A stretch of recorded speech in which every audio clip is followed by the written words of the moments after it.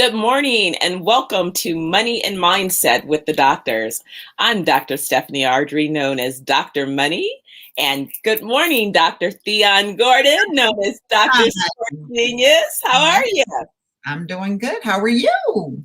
I'm good. I'm good. Been a little while. Yeah, I know. I can't wait to recap last week's response to adulting. And I must say, you look beautiful. You don't look like you're out coming in from a workout this morning. But I am. I'm coming in from a workout, but I put on a little lipstick after I took off my mask. I was like, oh, let me put on a little lipstick because I was like, we're not on Zoom. I can't put on my Zoom lipstick. Think about that. The conversation of culture at this point. Zoom lipstick, right? Exactly. So we're doing Zoom lipstick these days. Zoom lipstick. My Zoom lipstick is easy. I can just push a button. I was like, we're on a different platform, so I have to put on real lipstick again. Real lipstick. And I did just get in from my morning workout, my hike with my hiking crew. They're amazing. Now everybody's coming up with names. And it's just funny how we've advanced and developed, and it's been fun. That's so perfect because wellness is a lifestyle, right? So you might as well have a team if you're lucky that you can work out with, and you know, it becomes a regular thing. You keep each one interested and connected. It's another form of community.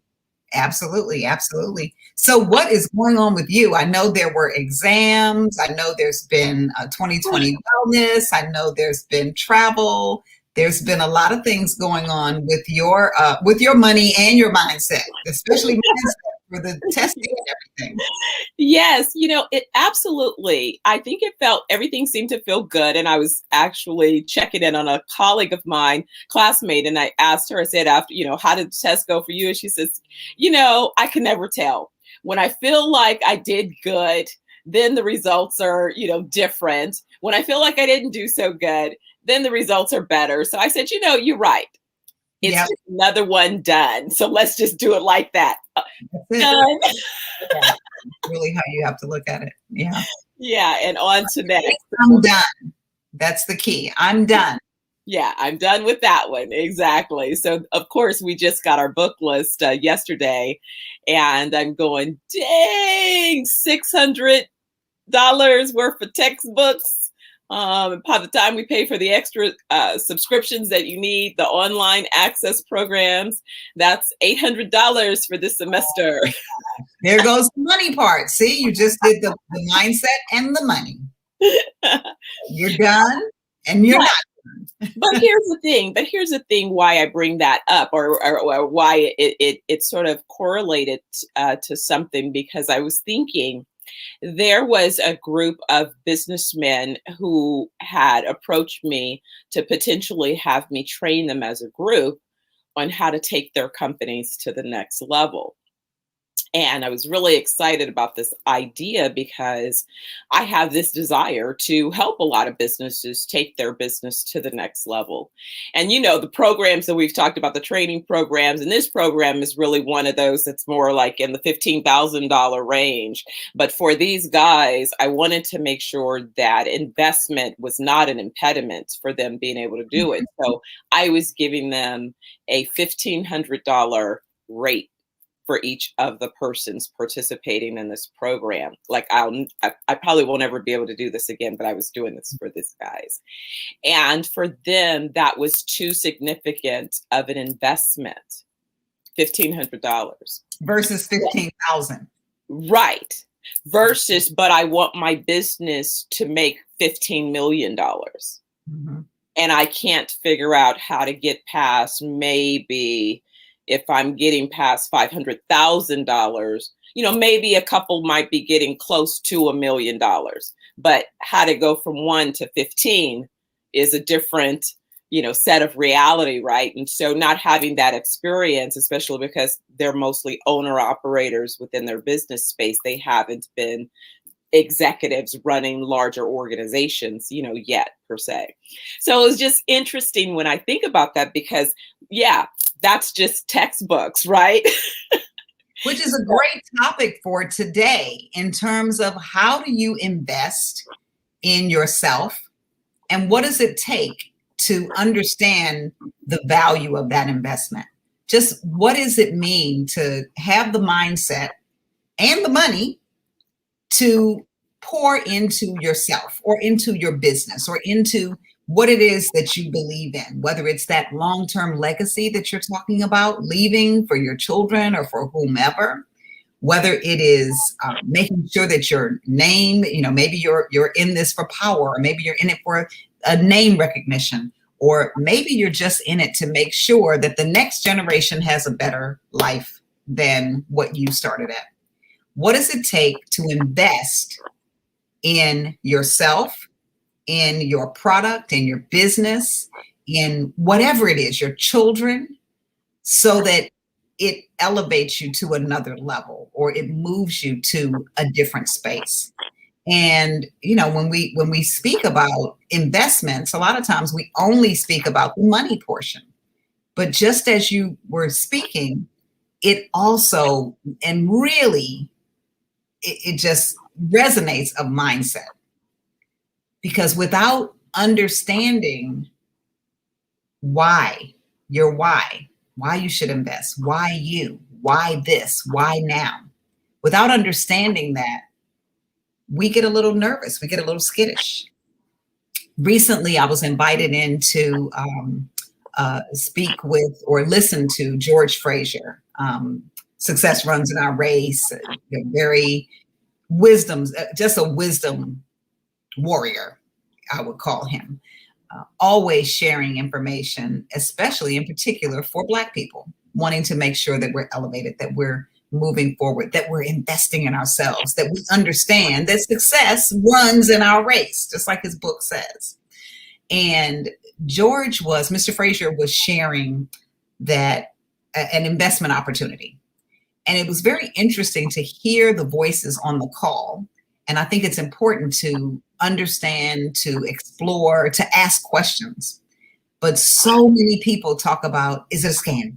Is it a scam? Is it a scam? It's the first thing we think about versus, is it for me at this particular time? And let me just do my homework on it. And then I can see if it's a scam. And if George Frazier, who has all these books out and has been around for quite a long time and has helped so many people move to their next level, would George Frazier introduce a scam to me? Investing in our people, that's what he's been doing his whole life. Could he be fooled? Yeah, absolutely. Would he intentionally bring you something that he hadn't done his homework on?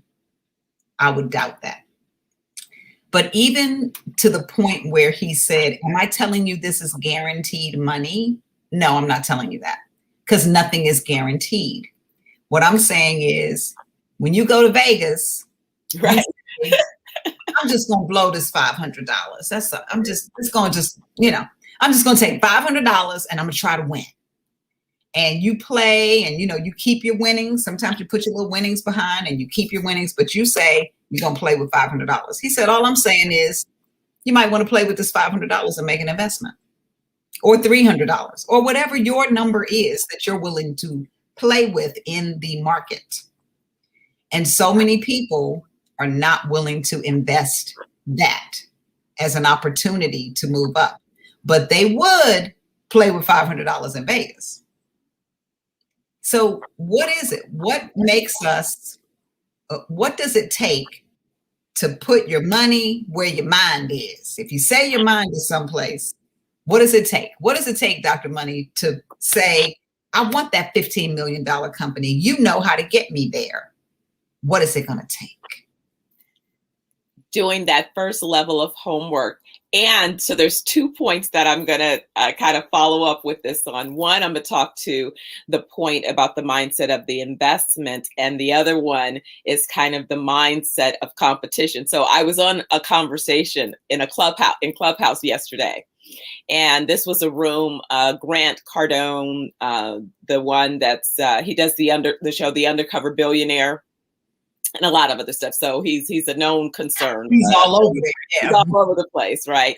And so Grant and then this other guy, JT, are in this conversation, and some other guys, but basically they were talking about two things.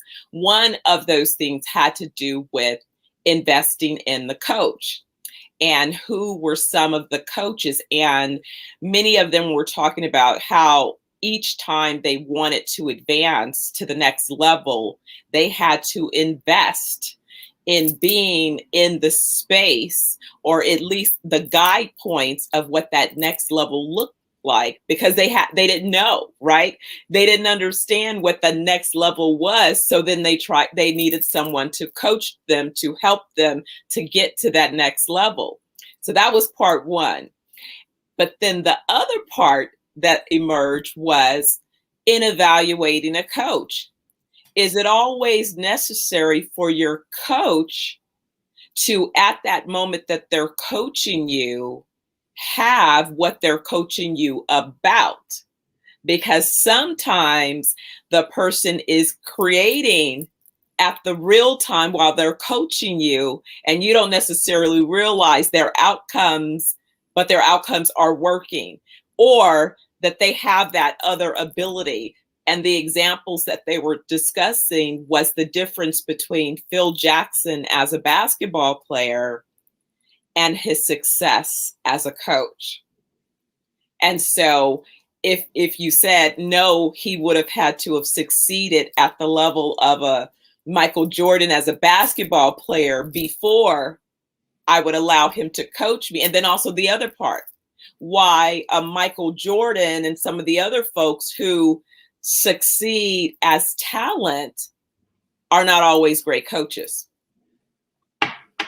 And we've seen that. We've seen them on the court where they were not great coaches. So that's a great point. First of all, investing in somebody who can help you with that mindset shift, because that's what coaches do. Coaches help you with mindset shift. They don't say, here's the money, here's the money, here's the money. Nobody's, that's a different thing. You're looking for a venture capitalist to get your money from.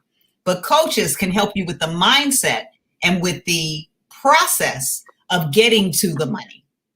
Coaches don't have to have the money that you're talking about you want.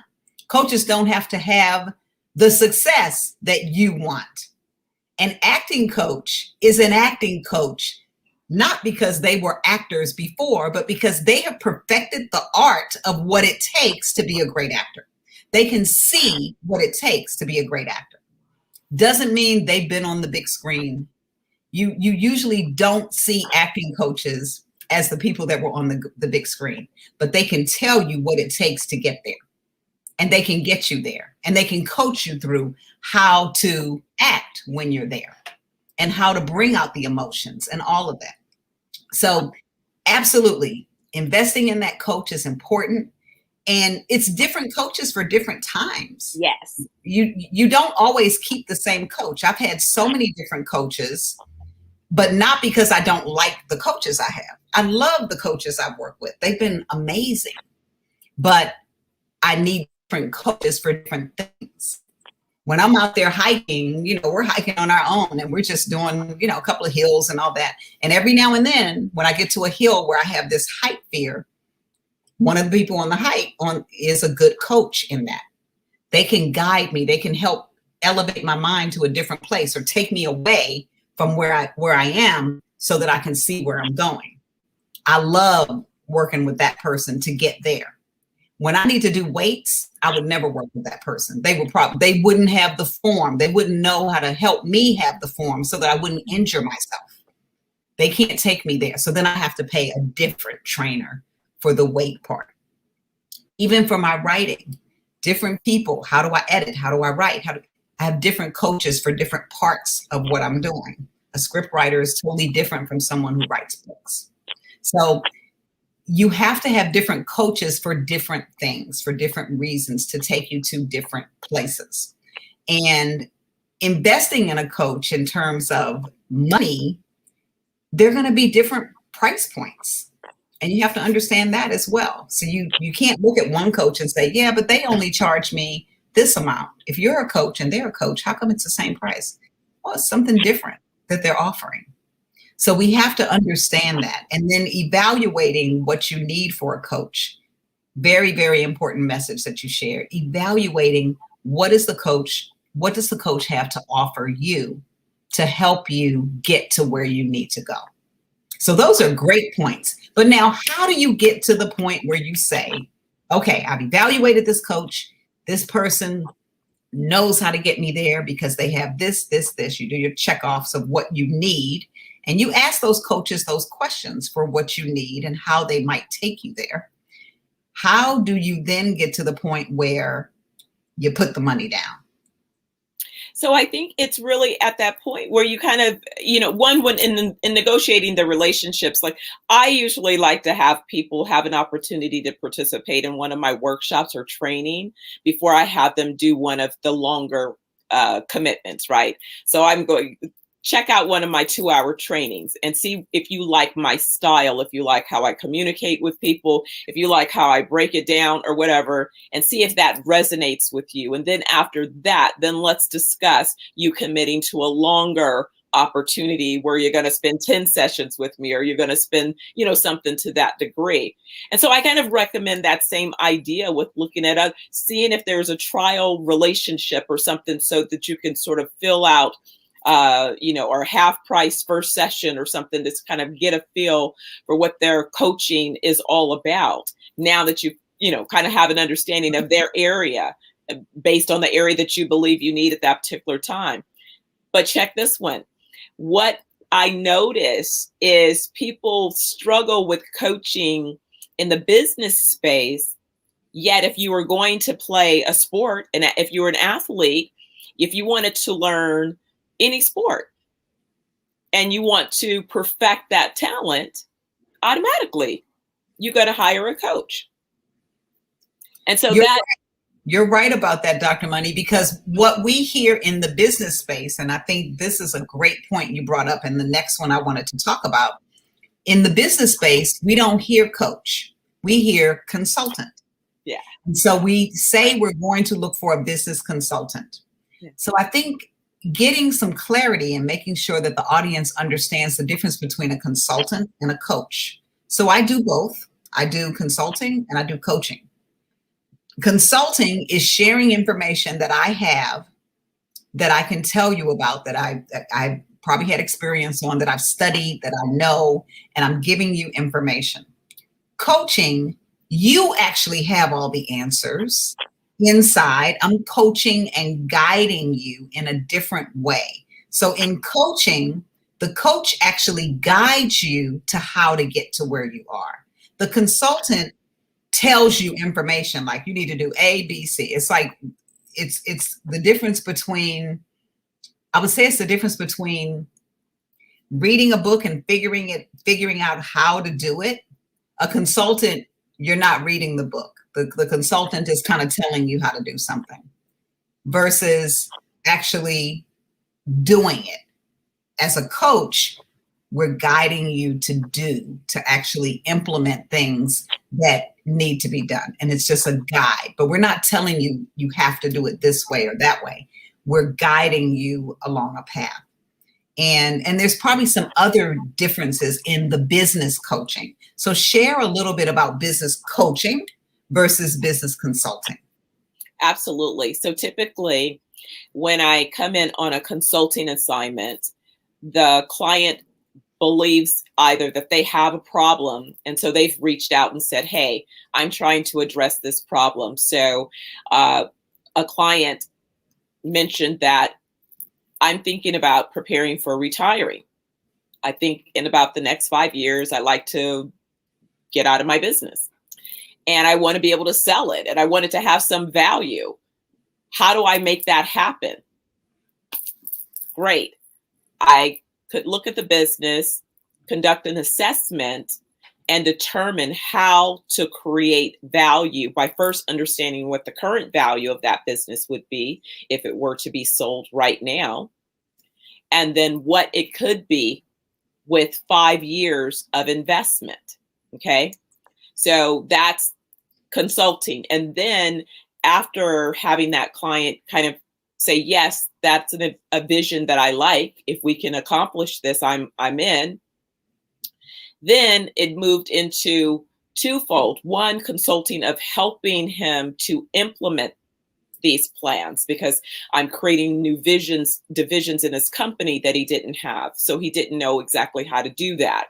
I'm adding new staffing positions that he has never had before. So he didn't exactly know about how to create those job descriptions, how to source that talent, how to upgrade his employee handbook, so all of these things that are necessary, and then helping him address the financing, because he needed capital to then make some additional investments. And then now I'm helping to create that capacity. And then next, we're working on building out those customers. So we're executing his actual marketing plan. Now, here's where in business, we're sort of consulting and coaching kind of blend, because in this effort of helping him and his team to implement, I'm also coaching him on how to run his evolving organization, so that at some point he can continue to grow his organization and his team. I've brought them all up to a certain level, so they won't need me as much as they need me at this point. They will be able to, kind of take the wheel and continue to steer the organization, and they'll only need me at critical points to make sure that we're still overall on the path to accomplish his desired outcome. Now, I disagree that they would only need you then, because coaches are consistent. Usually people use coaches to check in, to make sure they're staying on track. So I get what you're saying. The consulting is about assessing the situation, evaluating what's been happening, giving information. You're looking at all this saying, here's the information. This is what you can do. These are the paths you can go. And then coaching, and then the consulting can also go along with, okay, so that's the path. I definitely want to take that. Can you help us get there? Absolutely, through consulting and through coaching. So there will be times when you put on that consulting hat and you say, you're going to need to hire, boom, boom, boom. This is what the org chart needs to look like, boom, boom, boom, boom, boom. And then you're like, let me put on my coaching hat. How much do you like working in the finances? How much do you like working in the programs? What about this? What about that? And you're actually helping with the mindset of the leader, so that the leader understands how they want to run their organization, how they want to do the different things. So their coaching is more asking questions so that they can find the path that they want. And then once they found that path, the consulting is like, okay, great. So you actually want to be a program director. Got you. You don't want to do this part and that part and this part. So let's gear this to programs, and let's figure out how to build this as a program versus a project, or versus this, or, then you go back into the consulting. Here's how you're going to do it. Boom, boom, boom, boom. So I love the differences and the nuances in the building leaders, that mindset, versus creating that organization and implementing the work that needs to be done, which is that consulting part. So really good information. I mean, this is great conversation for how we invest in ourselves and how we invest in our companies. And coaches are one way of doing that. Yeah, and it definitely has a lot to do with the size and scale of the organizations as well, because when you're working with companies, Fortune 500 companies, for example, your objective is to come in with a solution that has a beginning and an end. That's typically how they're engaging your services. And so from that standpoint, you're going to have those opportunities to exit those relationships as you're accomplishing each particular project that you've been assigned. Now, sometimes, as we know, assignments continue to expand, and also, but it's important too, when you're consulting big groups, to avoid scope creep, where you get off task and then you end up really failing to meet the ultimate target because everyone started to solve all of these other problems, but that really wasn't the initial strategic objective of that particular assignment. So in working, and again, and that's understanding the differences. I say when I'm dealing with solopreneurs who want to become leaders of organizations that, they wouldn't be Fortune 500s, but, maybe the organization grows to 50, 100 people, versus an organization that's 1,000 people strong versus an organization that's 100,000 people or more strong. The size of the organization definitely influences how you address the strategic needs. And that's where the consulting typically emerges. Fortune 500 realizes we've got a new product that we want to launch in this new market. But before we do so, we want to assess the market and make sure that the market is really what we think it is. And so we go through an assessment process, and it's during that assessment process that you're establishing the desired outcomes. What is it that you want to accomplish? Is it just information? Is it determining the feasibility? Is it understanding the particular risk profile? Is it, what other objective? Is it wanting to validate that this really is a new market opportunity where there still is growth opportunity? All of those factors. So again, depending upon who it is you're consulting will inform the process and, kind of help to distinguish between those two different relationships, because CEOs do have coaches as well. And those relationships are under a different, a contract, and usually it's different folks, even though there's some that can happen around consulting assignments. Yeah. Mm-hmm. Exactly. So we know on Money and Mindset today, investing in yourself means you can invest in a coach. You can invest your money someplace. You can invest in your kids. You can invest in all sorts of things. But finding someone to help support you is a perfect way to invest in your mindset and your money. If you're looking for somebody to do some business coaching, Dr. Money does business coaching. I do mindset business coaching. So we are here and we're available for that. It's funny that we're actually talking about this today because I just got a contract for some multiple businesses to do coaching with, and actually forgot I had put the proposal in and ended up getting the contract. And some of the people have reached out because they've seen us here and they've done different things. So they've been saying, oh, I'm so excited. We're going to be coaching together. And it was something through COVID where they were able to receive 10 hours of coaching in different areas, board governance or their fundraising or whatever it is that their companies are doing. And so it'll be an interesting opportunity for me to work with these companies. And I picked up 5 of them from the list of companies that was there. 5 different companies chose to coach with me. And I'm excited about it and explaining to them what coaching is versus consulting. So this is a good topic for today because most of them just want me to come in and they're like, can you raise us $1 million? Exactly. No, congratulations. $1 million. Congratulations. No, that's outstanding. No, they're going to be so blessed. They are so lucky. That is fabulous. Absolutely. Yeah. Thank you. Absolutely. Thank you. So that's great. All right. Do we have anything else for today? I think we're coming up to our close. Yeah. Well, for those out there, today is April 20th, Tuesday, known as 420 for a unique population. But because I'm the co-CEO of 420 Wellness Jamaica or 420 Wellness Global, but we're working mostly right now to tell people about their opportunity to come and visit 420 Wellness Jamaica. So you guys, it's 420. Go to 420 Wellness Jamaica. See if you can find That's perfect. A rejuvenation detox trip. There's one waiting for you. All right. When do they start?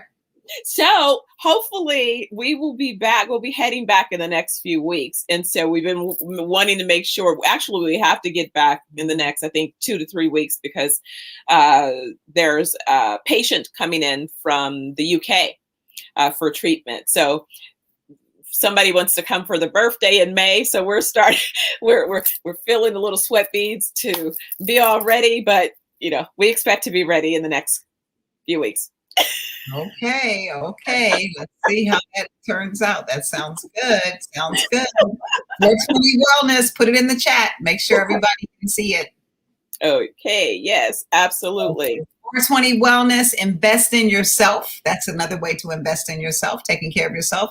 Health and well-being is so important, keeping your mindset energized. And just remember to join us every week on Tuesday at 9 a.m. for the Money and Mindset Show, where you get to meet with the doctors, Dr. Money and Dr. Story. And we are so happy that you joined us today. Take care, guys. We'll see you next week.